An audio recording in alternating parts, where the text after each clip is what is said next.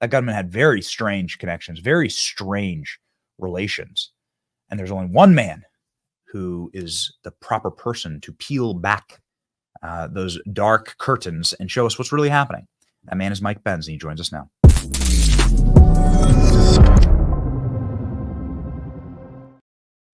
Mike, thank you. I was like delighted to have you on the program. We have probably an hour before President Trump speaks, maybe less, but I want to just begin by saying every alarm bell that you have coached me in, and you've done it often live in front of tens or hundreds of thousands of people, so you've been coaching all of us, every alarm bell is ringing right now. This guy was a NATO sycophant. He was recruiting soldiers. He was working with Iran, working with Afghanistan. He had clearly had his brain broken. He followed CIA operators and handlers on social media who are representatives of every cutout organization you've ever talked about on this program. And I don't want to jump to any conclusions here, but I'm saying that the burden of proof, I guess, is going to now be with the government to tell us, no, this guy wasn't part of something much, much deeper and darker. Well, I mean, exactly what you just said. It lights up in the brain a veritable pinball machine of blob connections. It's almost overwhelming. I mean, the fact is this is a guy we're told was an unemployed construction worker, jet setting around the world for years to every CIA hot zone on the planet. I've been making the joke that he is the Forrest Gump of CIA paramilitary activity, not just because of, this sort of mentally challenged aspect of Forrest Gump, but because he serendipitously just happened to be at the right place at the right time when the CIA plumbers broke into Watergate and when all these various historical things happened. And the fact is what Routh was doing implicates the CIA activity or it's tangential to the CIA activity in Pakistan, in Syria, in Afghanistan, in Iran, in North Korea, in Haiti.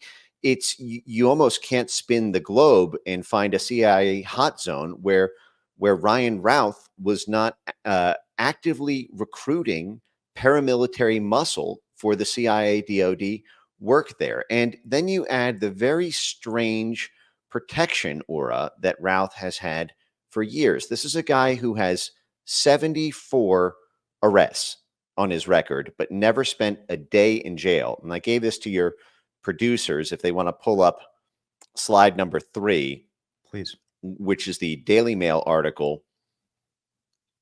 And let me know if you need the link to that. You can just Google the article name just from the image. But failed Trump assassin racked up extensive rap sheet, felonies, petty crimes, never spent a day in prison. Right. Yeah, this include larceny, brandishing a weapon of mass destruction, a machine gun, a hit and run in his car, 74 times, but never spent a day in jail. And then you add the fact that immediately after this happened, if your producer pulls up the link that is slide 10, this is the CIA targeting officer in 2023 who claimed to actually put out a bolo, a be on the lookout. This is over a year ago for this exact individual, Ryan Routh, but nothing was done. Then you have CIA analyst warned about Trump assassin's suspect criminal behavior in 2023. So the CIA was yes. targeting him. Yes. Can you please unpack this very quickly for us? This is Sarah Adams. I think she's been on the Sean Ryan show several times. She's a public figure, and she put out a series of tweets. If your producer can find it on X, where she, as soon as this news broke, she said, "Oh my God, that's the guy. That's the guy I put out a bolo on because of his highly suspicious activities." Now I can talk a little bit about these. Actually, I want to talk about one quick thing before I transition to what those suspicious activities are, because I just want to sort of set the stage about how protected this person is. So not only did the Justice Department protect him against 74 arrests from ever spending a day in jail, not only did a rank and file CIA targeting officer put out a bolo for him, but then you have, if you go to slides 3, 4, and 5 in the deck that I sent, And if you can pull up that Just the News article by John Solomon, Yeah. if you look, but this just broke today, and what you see is that Routh was coming back from a trip that took him again through this crisscross. So he was interviewed by U.S. Customs and Border Protection officials when he returned back to Hawaii from Ukraine last year. He was flagged by U.S. Customs and Border Patrol, CBP, based on these highly suspicious comments that he was making. They referred it to DHS. And as we'll see, a very specific wing of DHS that Benny, you and I have talked about many, many times, because it's the exact wing of DHS responsible for many aspects of the January 6th Fedsurrection and many suspicious aspects of Trump assassination attempt number 1. But just continuing, it says the records show that CBP officials knew that Routh had traveled to Warsaw, Poland, near the Ukraine border, to Istanbul, Turkey, which is the major site where we train the Kurdish terrorists and then ship them into Syria. Turkey is the major CIA training ground and staging ground for shipping human warriors and military equipment from in 2022 and 2023. So for years. Now it says here recruiting as many as 100 foreign fighters from Taiwan, Afghanistan, Moldova. But according to his own numbers, it's far more than that. We have tweets of him talking about how he has stacks of 5,000 Afghan passports that he's working with the U.S. Embassy in Kiev to get no-look visas toward, which is really where we start to get, I think, into the heart of the network here. But in the next slide there in the deck, if you just scroll over to the very next, you'll see it says this is the CBP report that they issued to Homeland Security Investigations, HSI, to investigate. It says subject state he did not get paid for his recruiting efforts. He lists his recruiting partners as soldiers from Afghanistan, Romania, Pakistan, Syria, and Israel.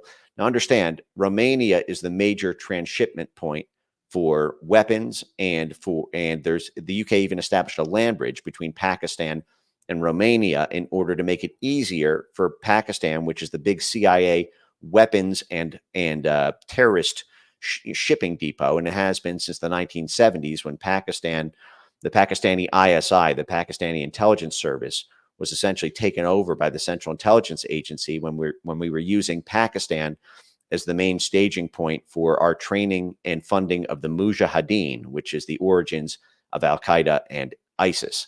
This is why all these corrupt banking networks run out of Pakistan as well.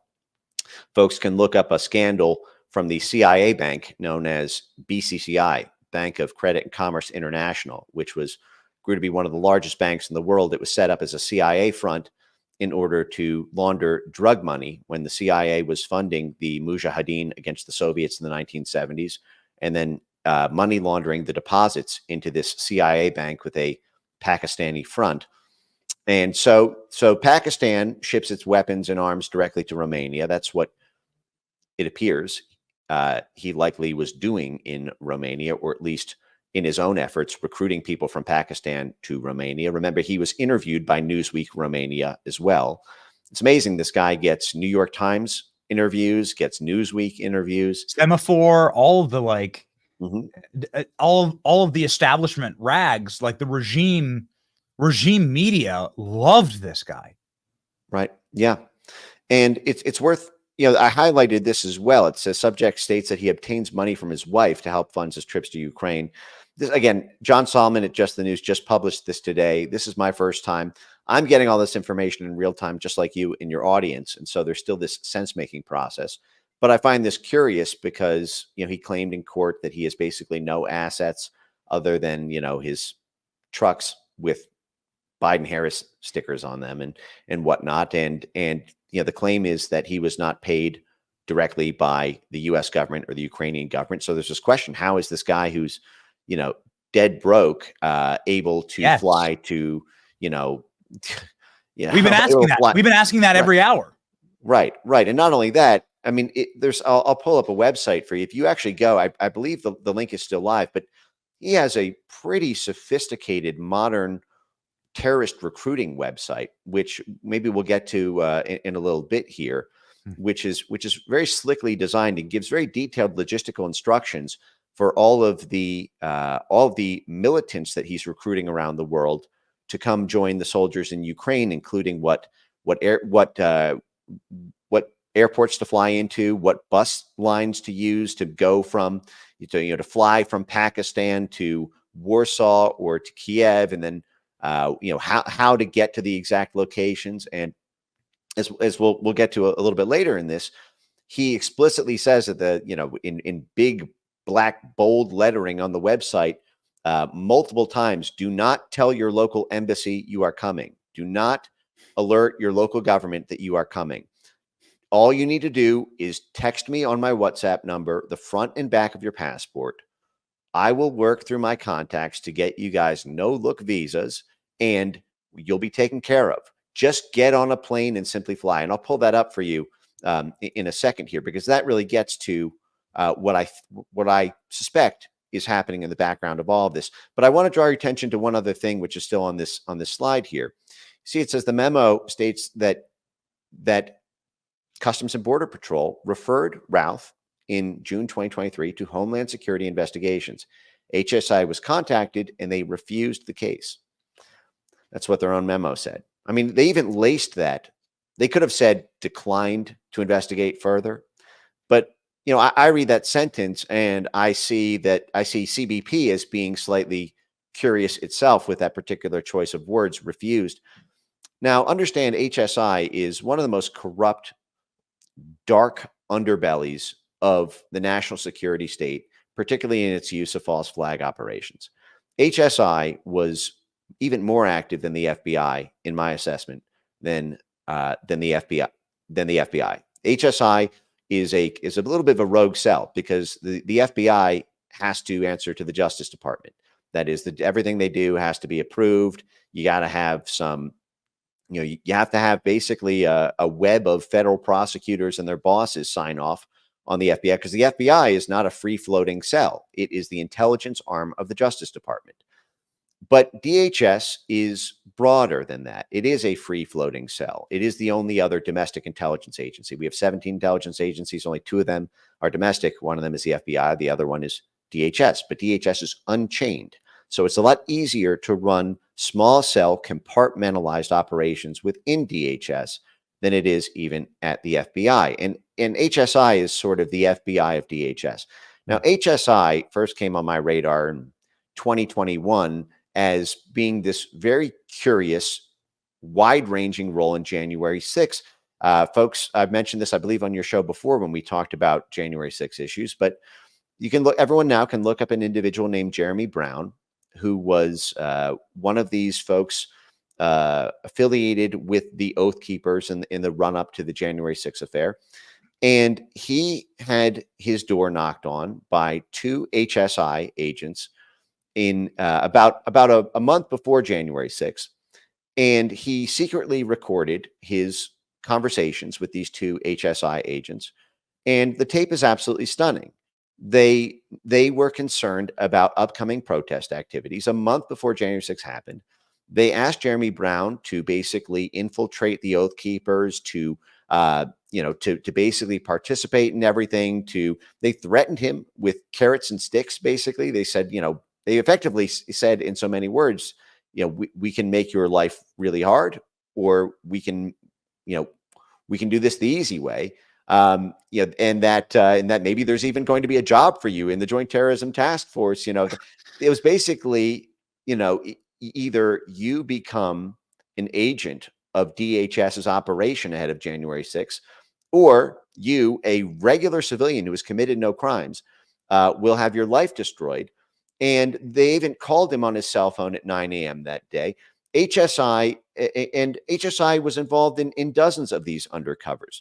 And they coordinated with the FBI through the Joint Terrorism Task Force. But then lo and behold, HSI reappears in Trump assassination story number 1. If you recall, during the Butler, Pennsylvania rally, there was diminished Secret Service representation. Yes. because of two things. One, there was the tail end of the NATO summit. So Secret Service had to be deployed for all the VIPs around the NATO summit. And then there was Jill Biden's trip, which then also, reduced the present capacity of the Secret Service. And so the top up agents for the Secret Service for Trump assassination attempt number 1 came from HSI, this exact division which was doing the Fedsurrection on January 6th. And lo and behold, it is HSI once again in Trump assassination attempt number 2, who was explicitly referred to investigate the person the CIA had put out a bolo on, because he appeared to be doing the exact thing the CIA was already doing, but in an unauthorized fashion. And lo and behold, HSI, even apparently to CBP's bewilderment, refused to look at it even for a millisecond.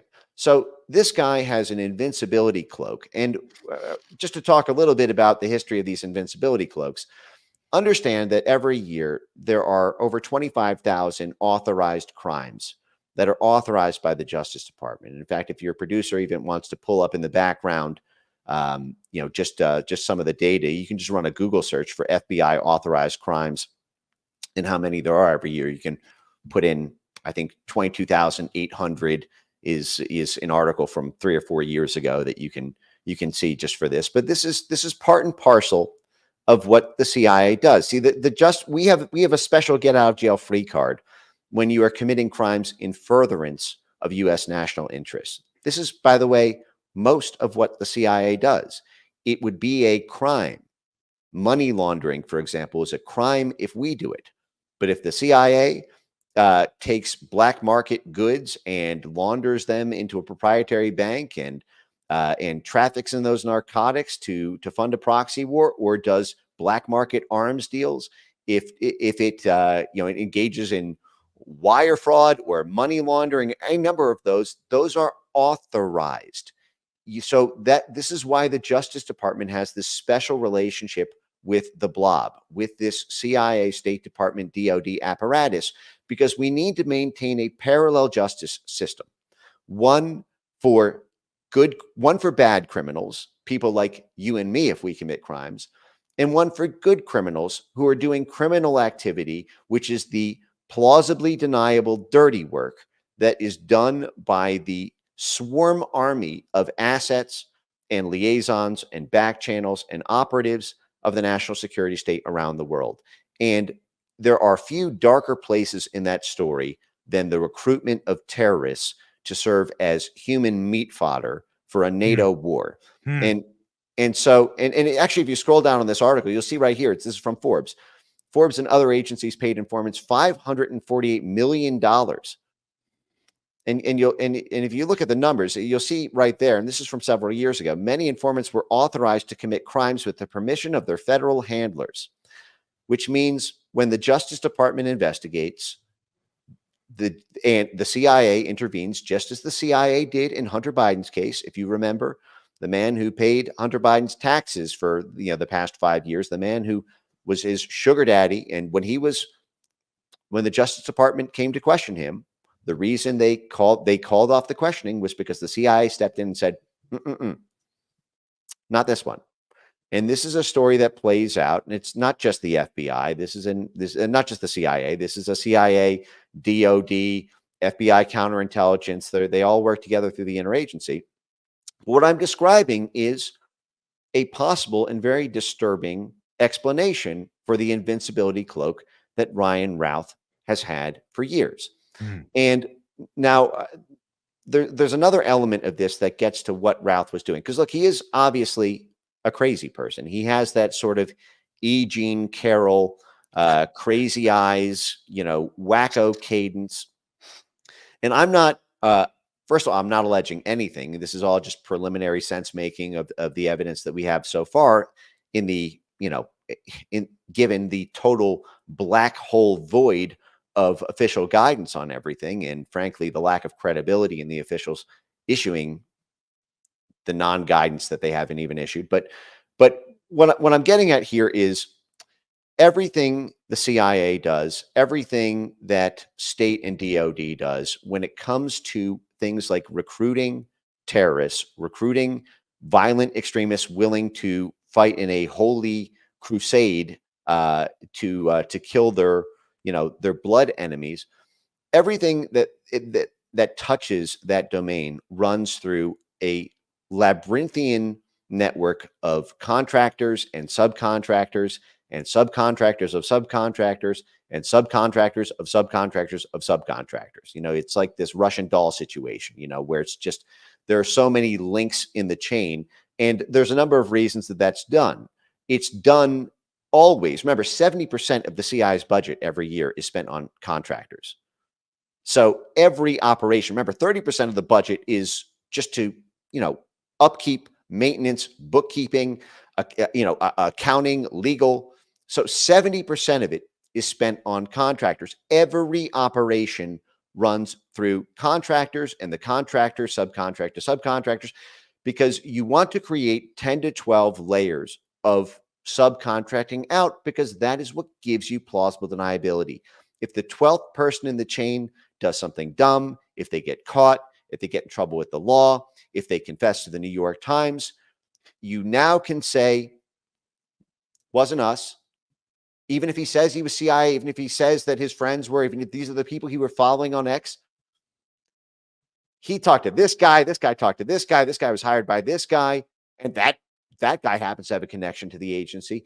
This is the bread and butter 101 of plausible deniability work. Now, the other thing is this is not a line of business that, the people who would be doing this low-level recruiting, because what Routh was doing is he was trawling social media. He was trawling Twitter and Facebook and Telegram and WhatsApp and going into these channels in Haiti, going into these channels in Afghanistan, these channels in Pakistan, these channels in Iran, and soliciting them to drop their life and move to and die in Ukraine. This is the sort of thing that it seems highly likely, given that this is the Ukraine war is the number one main conflict zone of the CIA and DOD.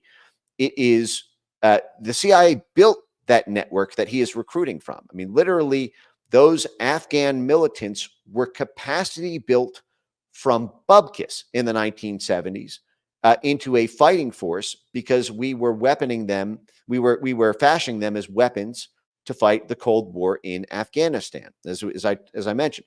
And in fact, they have been, to listen to our former Secretary of State, Hillary Clinton, if you recall the famous WikiLeaks email from 2012, where Hillary Clinton told Jake Sullivan and the others on the email chain at the National Security Council, representing the State Department in an official communication, that Al-Qaeda is on our side in Syria. Remember, ISIS is the Islamic State in Iraq and Syria. And you had the Secretary of State, which is effectively the quarterback of the CIA. The CIA only exists to serve as a support agency for what the State Department is doing or for what the Pentagon is doing. That's all it does. It's just there's a State Department foreign policy goal, but it's too dirty for the State Department, so they need plausible deniability. So the CIA is tasked with it. Same thing when it comes to the war fighting or military functions, where the CIA can be a nimble operator in those regards. And so when the Secretary of State, because remember, that's a promotion. Mike Pompeo was the director of the CIA. He got promoted to the Secretary of State. Bill Burns, our current CIA director, never worked for the CIA before. How did he become CIA director, having never worked for the CIA a day in his life? Well, it's because he had spent 35 years in the State Department. It's the same job in the State Department as the boss. So you'll see this, right, highlighted there. ISIS is on our side. Al-Qaeda is on our side in Syria. Yes. And this is who, so, and the CIA was, it was hilarious, because you can also look up, funny reporting where we had so many CIA DOD operations going on in Syria between that some of our terrorist groups started fighting our other terrorist groups. You can look up a funny case that happened a few years ago. I believe this was in the LA Times, where CIA-backed terrorist groups were fighting Pentagon-backed terrorist groups. I mean, this is the whole thing is a monopoly Yahtzee game. It's a blob Yahtzee game, effectively, where it's it's just a total smorgasbord of CIA DoD activity.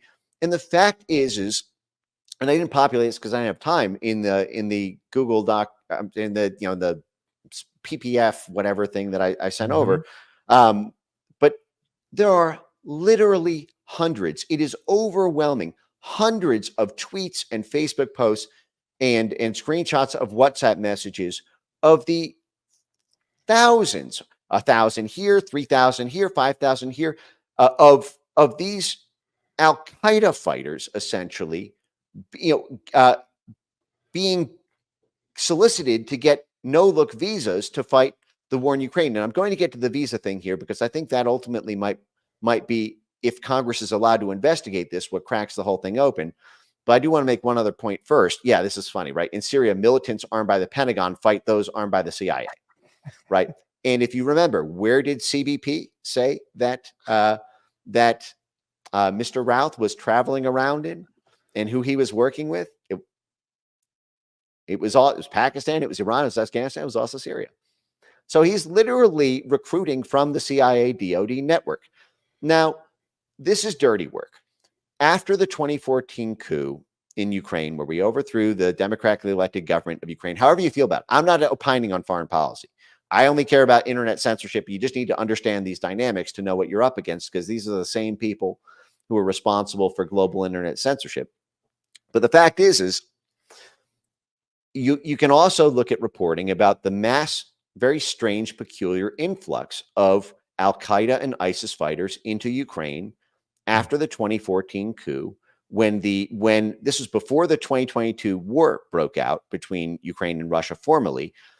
The entire eastern half of Ukraine formally seceded from the Ukraine government, the newly installed U.S. Embassy in Kiev government. Remember, they installed that. That was the hot mic between the U.S. ambassador, that is the head of the U.S. Embassy in Kiev, the exact place that Ryan Routh claimed that he was communicating with to get visas for these terrorists.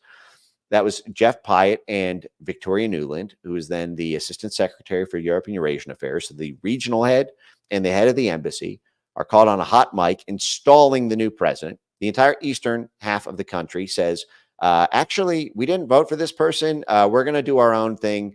And then Crimea also voted to join the Russian Federation. But from 2014 to 2022, the CIA, the DoD, British intelligence, the British Ministry of Defense, and support from NATO partners like Canada, who has its own oil and gas interests in Ukraine as well, and some of these other supporting economic stakeholders, were supplying money, muscle, and running these recruiting networks to try to bring in militants from all around the world to help the upstart, scrappy Western Ukraine military, which was very fledgling at the time and needed to be capacity built. They needed to add bodies. And this is something that the CIA had been doing for a very long time. You can go back to the Chechnya Russia affair, where there was also these sort of, Islamic terrorist groups that were incubated by the CIA at that time. So these networks had been already very well established, but there was this mass influx of ISIS and Al-Qaeda fighters to go out and kill the Russian ethnic Ukrainians living in the eastern part of the state. And so they had been sourcing from these networks for a very long time. And there was a bad need to increase these bodies. This is way before the military draft that has basically taken every able-bodied and even some elderly folks in Ukraine to be conscripted into it. But even that's not enough, because they are technologically and militarily outgunned in many respects by the Russian military. And so they need more bodies. So Routh, in his own social media posts, on his own website, and we should pull that website up, by the way, I'll find the link for you in a second here, just because it's very interesting. But this, I do want to just pause here for just a second, Mike. I just want to let you just do a real quick preview here, show you where we're at with the Donald Trump town hall. They just sang the national anthem, got a dude with a guitar on stage and a cowboy hat. So this is where we're at, waiting for the president and for Sarah Sanders. and we're going to be cutting to this event when Donald Trump and Sarah Sanders take the stage. And so I just want just a programming note, ladies and gentlemen. No, thanks. And Mike, please, the floor is once again yours, as this is utterly fascinating. Sure. So I am not alleging, first of all, again, I'm not alleging anything. This is all preliminary, but in what I believe to be the most likely way to sense make what's happening here is that so I just sent this link to your producer if you want to pull it up on screen. Oh, okay. You found this. Actually, let's just do this while it's on screen. So this is the website. Is it still live, by the way? I archived it, but it's just it's very interesting. So this is, so first of all, this is a pretty slick website. This is, for a crazy person who has a hard time stringing together, 6 consecutive lucid sentences. If you scroll down to, I'll show you where it's right there. Oh, scroll up a little bit. And then if you zoom in, we're going to start now getting into the heart of what I suspect is going on here. So yeah, if you scroll down a little bit just to, so that those 2 paragraphs are right there. Okay. And you'll see what it says is, this war is about moving our entire world together, all these sort of Getty images of Ukraine, but look at the bold. Do not call your home country embassy to seek approval to join the fight. Simply get on a plane and come to Ukraine and join us. Do not tell the government. This is a guy who was flagged by our own CIA in the government, flagged by our own Customs Border Patrol in the government, who is, as we'll see, back channeling with the U.S. Embassy in Kiev, the exact place, the heart of darkness. Jeffrey Sachs is fond of making this joke, and he started making this joke before 2020. I guess it was a lot more funny then, that the only reason the U.S. had never experienced a coup in its country was because the U.S. is the only country on earth that doesn't have a U.S. embassy. Right, because you can't have an embassy in your own country. It's the only reason we have not had our government overthrown. Mike, right? I got to tell you, we got Sarah Sanders on stage, so we have Sarah Sanders on stage. Wait, we haven't gotten to the good part yet. I know, Mike. We're here to for the town hall, and so I want to get to these answers. Please. Okay, last thing on screen. Look at the second bold. Look at the second bold. It says, "Fighters, do not waste time with the embassy in your country, because don't worry, we're going to take care of it through the U.S. Embassy in Kiev." That's the State Department, Benny. This hits all 3 of the, of the blob triangle. You have the CIA, the DOD, and the State Department. And I suspect that there were hundreds of people like Routh who were friends of friends. Somebody is working in the military thing. They say, okay, we just need people to spend 12 hours a day. Okay, all right. That's so much more to say, but I know we got to. Find me on X at Mike Ben Cyber. Follow me there for if you want to subscribe. I give weekly lectures multiple times a week, office hours, all that. Yeah, you want to learn, come to the quad. So very, very quickly. I mean, I know this is a complicated question, but just very quickly, this is an asset that went rogue. Yes, is that what you would assume here? This is an asset. This is a guy who was working with the blob that went rogue, that had his brain broken. MK Ultra, I don't know, and then just went nuts. Asset is maybe a strong word. I think that's technically not necessarily inaccurate, but I see this as being somebody who was part of this sort of tail end subcontractor of subcontractor type situation. Typically, when you refer to an asset, it refers to somebody who's playing a little bit more of a prominent role, someone who's a piece on the CIA chessboard, as opposed to a highly disposable tail end, the 37th leg of a CIA centipede. I don't think that there would have been a formal association. I think that there were hundreds of people like this who, I was going to get to, on the heart of this, on the visa situation. If folks want to look up an individual named Michael Springman, who was the senior State Department official for visas in Saudi Arabia at the time when John Brennan, the then CIA station chief in Saudi Arabia, was pushing visas for terrorists and working with the State Department to basically fire anybody who didn't give no-look visas to terrorists based on the front and back of their passports. And the same thing Routh was doing. And Michael Springman describes, again, this is a senior official at the State Department, describes this Byzantine, process for actually getting recruiters to make contact. And I suspect that that's the role that Routh was playing in a highly removed, plausibly deniable, easy to cut link in the chain where they just needed people out there recruiting. But then that opens the other question, which is they were in contact. It appears highly likely they were in contact and that he was protected in what he was doing. And the question is, did anyone in that network have advanced knowledge of his plans to assassinate Donald Trump?